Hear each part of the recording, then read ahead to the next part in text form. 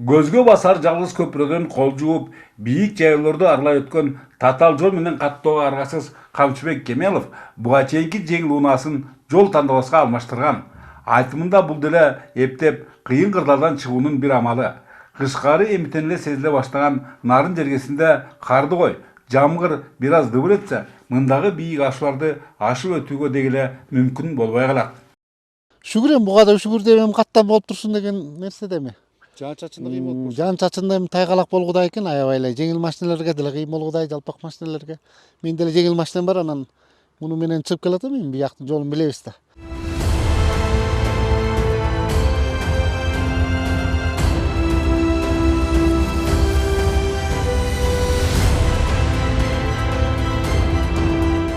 Бактыга жараша Камчыбек Кемелов сыяктуу жалгыз көпүрөсүнөн ажырашкан эки нарын жана Оруктам айылдарындагыларды мындай кыйын кырдаалдан тез аран ичинде чыгаруу кызыкчылыгында жаңысынын курулушу башталгандыгы жалпысына жакшы маалым.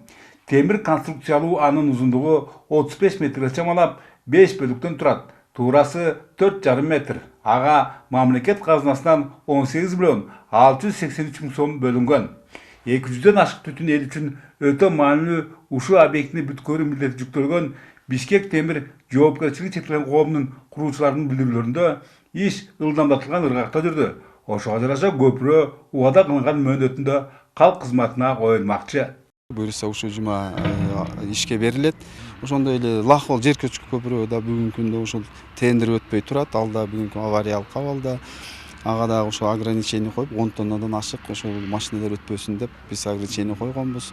Аны дагы биз сунуштап атабыз. Аны дагы эмки жылы ушул жаңы ушул темир көпүрөгө алмаштыруу бергенге министрлик бүгүнкү күндө ушул сөз берип атат да. Антсе да район борборундагыларды эки нарын, Оруктам жана Сарыбулак калктуу пункттары менен байланыштырган 80 чакырым аралыкта кооптуу участкалар жок эмес. Эки нарын, Оруктам, Сарыбулак багытындагы Кууш Капчайда эскиги жеткенден улам четинен чири баштаган мына ушундай 3 жыгач көпүрө бар. Өзүңүздөр көрүп тургандай, анын абалына канааттанып болбойт. Башкасын айтпаганда дагы четинен мына монтуп, сынып үнүп, жада калса астан аккан сай сууларда көрүнүп калган.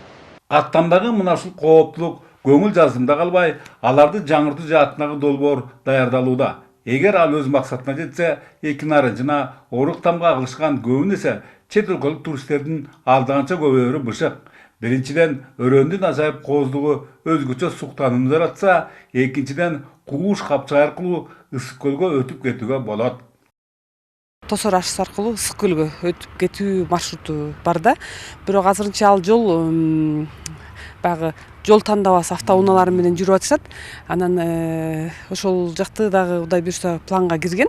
Кезеги келген ал жол оңолсо, андан дагы баягы жөнөкөй автоунаалар менен да жүрө турган жолдор ачылат. Эске салсак, Нарын облусунда мындан 2 жыл мурун Куюш сыяктуу кулап калуу коркунучундагы ат башы жана былтыр Кочкор айылдарындагы көпүрөлөр курулган.